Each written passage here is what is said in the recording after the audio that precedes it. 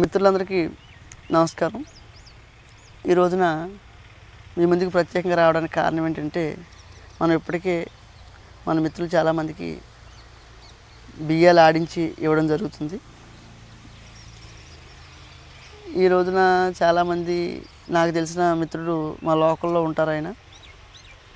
ఆయన బెంగళూరులో జాబ్ చేస్తూ ఉంటారు.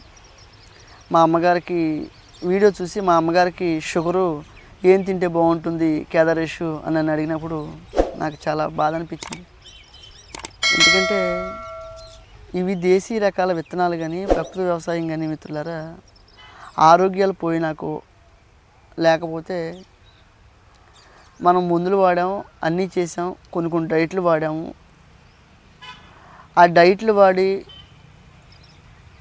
అంతకుముందు తిన్న ఆహారానికి ఈ ఆహారానికి తేడా ఉంది. ఈ డైట్లు వాడడం వల్ల, డైట్లో ఉండడం వల్ల కొన్ని పనులు నేను చేసుకోలేకపోతున్నప్పుడు చాలా బాధేసింది.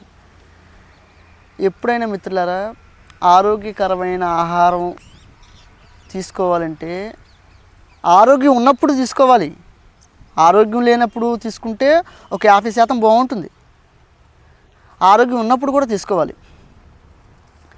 ఈ మధ్యన నేను చాలామందికి అదే చెప్తున్నాను. బీపీ వచ్చింది, షుగర్ వచ్చింది, థైరాయిడ్ వచ్చింది. థైరాయిడ్ లేకుండా చాలామంది చాలా బాధలు పడతారు. థైరాయిడ్ వచ్చిన తర్వాత థైరాయిడ్ వచ్చిందని చాలా బాధపడుతున్నప్పుడు నేను ఒకటే అనుకున్నాను, ప్రాబ్లమ్స్ వచ్చినాక తినడం అది కరెక్ట్ కాదు.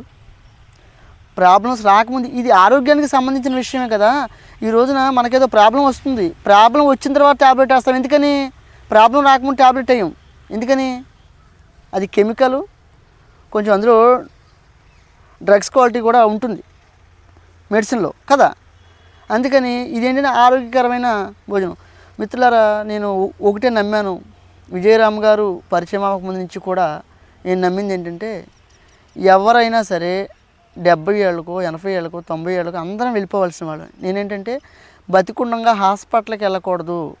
ఎవరైనా సరే ఆ సంకల్పంతో మనం పనిచేయాలి. విజయరామ్ గారు ప్రతిసారి కూడా ఎవరికైనా ఒకటే చెప్తారు, మాకు 10 ఎకరాల పొలం ఉందని 15 ఎకరాల పొలం ఉందంటే వద్దు, అంత మీరు చేయొద్దు. ఒక 1/2 ఎకరం మీకోసం, మీ కుటుంబం కోసం ఎలాంటి ఆరోగ్యకరమైన దేశీ రకాల బియ్యాలు ఉడిచి మీకోసం, మీ కుటుంబం కోసం, మీ తోటి మిత్రుల కోసం చేసి ఏదైతే భోజనం మీరు పెట్టగలుగుతారో అప్పుడు మనందరం కూడా హ్యాపీగా ఉంటాం. ఆరోగ్యం మహాభాగ్యం అనేది నిజం మిత్రులారా. ఈ రోజున ఎలా అయిపోయిందంటే, నాకు రామచంద్రన్ గారిని కలిసిన, లేదా ప్రకృతి ప్రసాద్ గారిని కలిసిన, విజయరామ్ గారిని కలిసిన, మనం ఇప్పుడు మీరున్నారు, ఒక ఫోన్ కాల్ మీకు వచ్చినప్పుడు నేను మీతో మాట్లాడాలంటే ఆ ఫోన్ కాల్ అయ్యే వరకు కూడా నేను వెయిట్ చేయాలి. అంత పేషెన్సీ లేదు. ఏంటంటే ప్రాబ్లమ్స్ అలా ఉన్నాయి. విజయరామ్ గారు ఈ మధ్యకాలంలో చెప్పారు, క్యాన్సర్ పేషెంట్లు కానీ సంతానోత్పత్తి లేని వాళ్ళు కానీ ఈ మధ్యన బాగా వస్తున్నారు. మీతో ఎప్పుడైనా మాట్లాడదామన్నా సమయం ఉండలేదు కేదారేష్ అన్నప్పుడు, సరే నాకు సమస్య గురించి నేను ఎప్పుడు ఫోన్ చేయలేదు. ఎందుకని? నేను ఆరోగ్యంగా ఉన్నాను కాబట్టి. ఆయన సమస్యలు ఉన్న వారి కోసం టైం కేటాయిస్తున్నప్పుడు ఒకటి బాధగా ఉంది, 2 హ్యాపీగా కూడా ఉంది. ఎందుకు బాధ అంటే, ఇంతమంది పెరిగిపోయారు, ఇంకా జనం ఎటు వెళ్ళిపోతారనే బాధ. హ్యాపీ ఏంటంటే, నిజంగా ఈ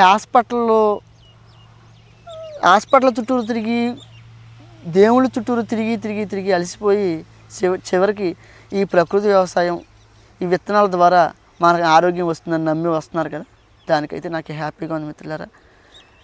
చాలామంది మిత్రులారా, ఒకసారి ఆలోచించండి. మీరు ఆలోచించి మీకోసం అవకాశం ఉంటే, నాకు తెలిసి 100కి 70% మంది ఉద్యోగాలు వ్యాపారాలు చేసే వాళ్ళకి అవకాశం ఉండదు. అవకాశం ఉన్నవాళ్ళు 25% మంది ఎవరైతే ఉన్నారో వాళ్ళందరూ కూడా ఈ ప్రకృతి వ్యవసాయం చేసి వారి కుటుంబాల కోసం, వారి మిత్రుల కోసం చేయాలి. లేదు ప్రకృతి వ్యవసాయం చేద్దామని ఎవరైనా ఇంట్రెస్ట్ ఉన్నవాళ్ళు మమ్మల్ని సంప్రదించండి, మేము ప్రోత్సహిస్తాం.